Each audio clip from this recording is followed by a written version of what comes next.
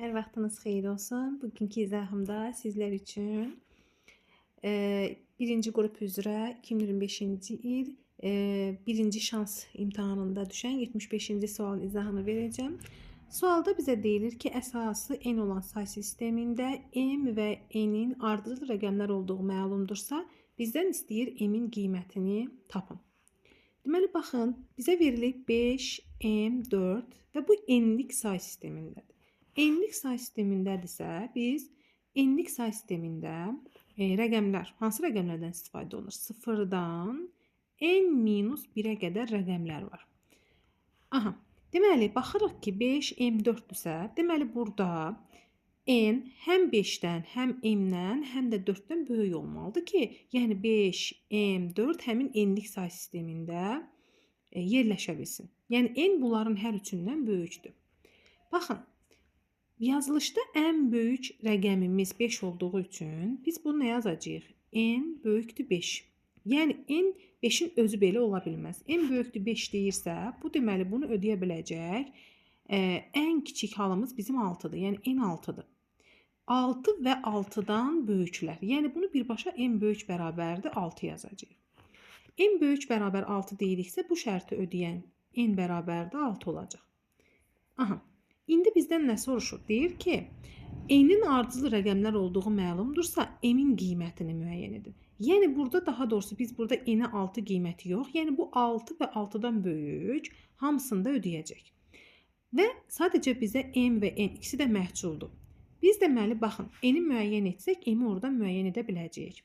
Fikir verin ki, ardıcıl dediyinə görə biz n-i nə tapmışıqsa, m də n-in daxilində olduğuna görə, yəni m-in əsası n olduğuna görə, deməli, m nəyə bərabər olacaq? Ardıcıllığına görə m bərabərdir n çıx 1.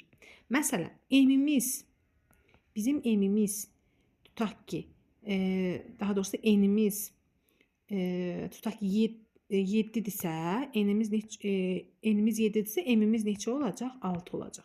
Çünki ardıcıl deyir bizə.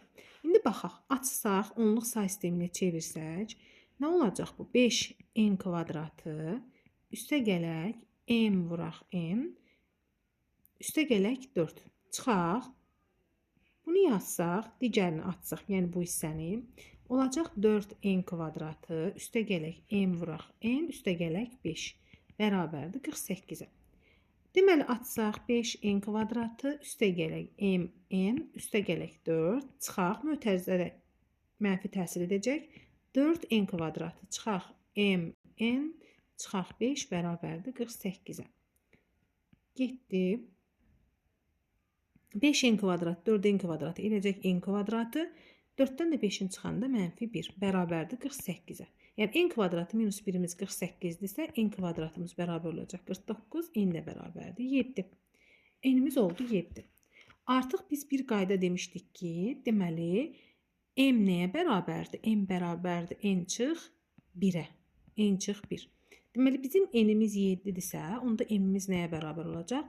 M-imiz 6-ya bərabər olacaq. Bizdən də m-in qiymətini istəyirdi. Deməli, baxın, ardıcıldırmı həqiqətən də? M 6, n də 7. Ardıcıl rəqəmlərdir. Çünki bizə deyirdi ki, ardıcıl rəqəmlərdir. Deməli, düzgün cavabımız D variantı. İzlədiyiniz üçün hər birinizə təşəkkür edirəm.